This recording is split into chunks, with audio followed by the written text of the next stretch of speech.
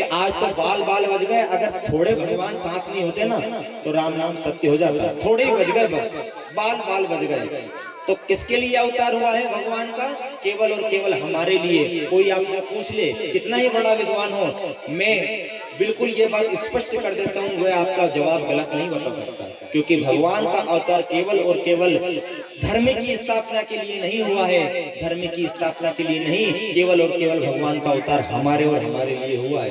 कह देना छाती ठोक कर, केवल मेरे लिए भगवान है। यही प्रश्न माता कुंती ने अपने पांडव पुत्रों से कहा था। एक बार पांचों पुत्रों को बिठाया और कहा कि जरा ये बताओ कि भगवान का अवतार क्यों होता है, क्यों हुआ है। तो सबसे पहले ज्येष्ठ भ्राता कौन थे? युधिष्ठिर जी महाराज। युधिष्ठिर जी महाराज को बुलाया कि बेटा तुम अभी महाभारत के युद्ध के लिए जा रहे हो, जरा ये तो बता दो भगवान अवतार क्यों लेते हैं। तो युधिष्ठिर जी महाराज कहते हैं कि यदा यदा ही धर्मस्य ग्लानिर्भवति भारत, जब जब धर्म का अनिष्ट होता है तब तब भगवान का अवतार होता है। तो कुंती मैया ने कहा, अरे मूर्ख, तुझे इतना नहीं पता?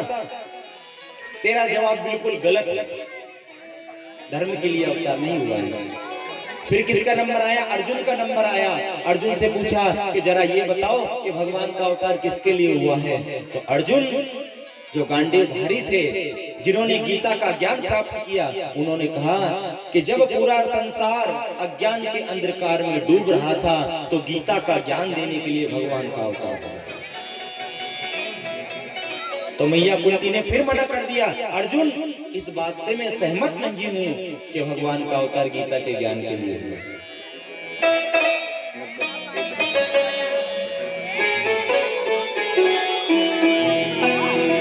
किसके लिए हुआ? कहा कि गीता के ज्ञान के लिए। तो फिर मना कर दिया मैया कुंती ने कि नहीं नहीं, ये बात बिल्कुल गलत है। फिर पूछा किससे? भीम से कि भीमसेन जरा ये बताओ भगवान का अवतार क्यों हुआ। अब भीमसेन तो बल में अधिक थे और खाने में प्रिय थे, मोदक और भोजन बड़ा अच्छा लगता था। तो उन्होंने कहा कि मैया एक बात बताएं कि भगवान का अवतार गिरिराज पर्वत को उठाने के लिए और 56 भोग को लगाने के लिए हुआ है।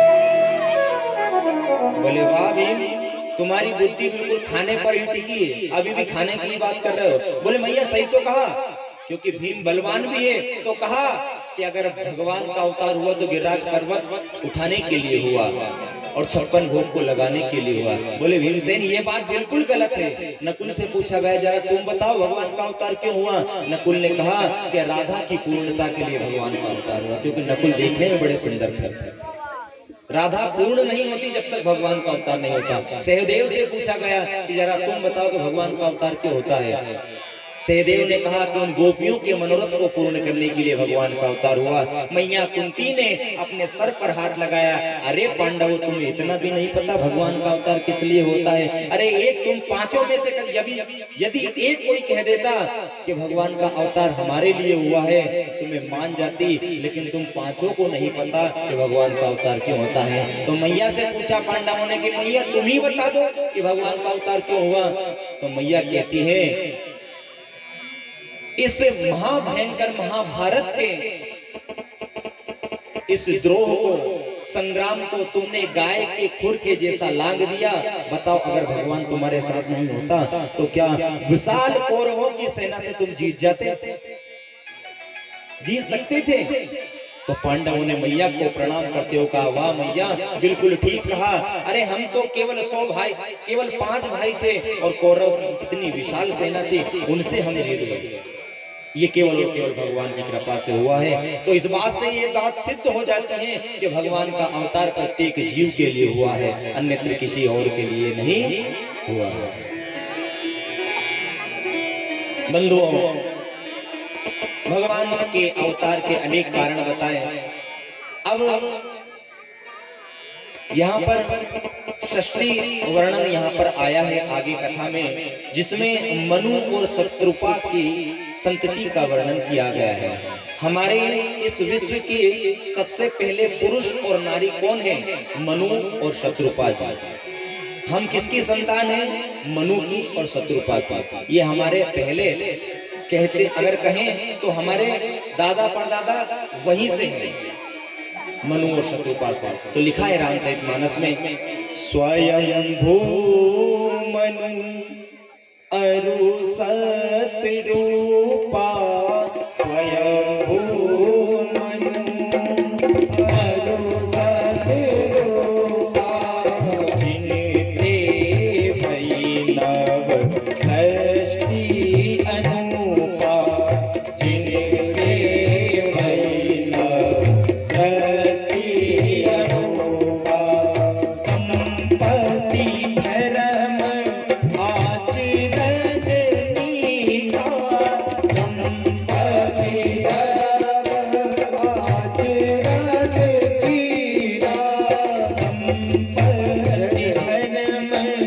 आचरण नीता, संपत्ति धर्म आचरण नीता, अजबू काल श्रुति जिनके लीका, स्वयंभू मनु अरु सतरूपा, जिनते वैनव सृष्टि अनूपा, जिनते वैनव सृष्टि अनूपा।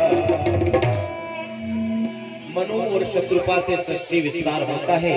मनु और शत्रुपा जी के यहाँ 5 संतानें उत्पन्न हुई। उसमें 2 पुत्र और 3 पुत्रियां।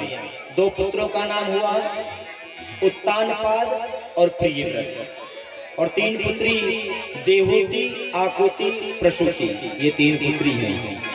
यहीं से सृष्टि विस्तार प्रारंभ होता है। बंधुओं, उत्तानपाद राजा के यहाँ ध्रुव जैसे श्रेष्ठ भक्त हुए। प्रियव्रत जिन्होंने एक सुंदर रथ का निर्माण किया, और उस रथ का निर्माण करके एक ज्योतिर्मय रथ को बना करके 3 दिन तक उन्होंने रात नहीं होने दी। इतने प्रतापी राजा हुए प्रियव्रत।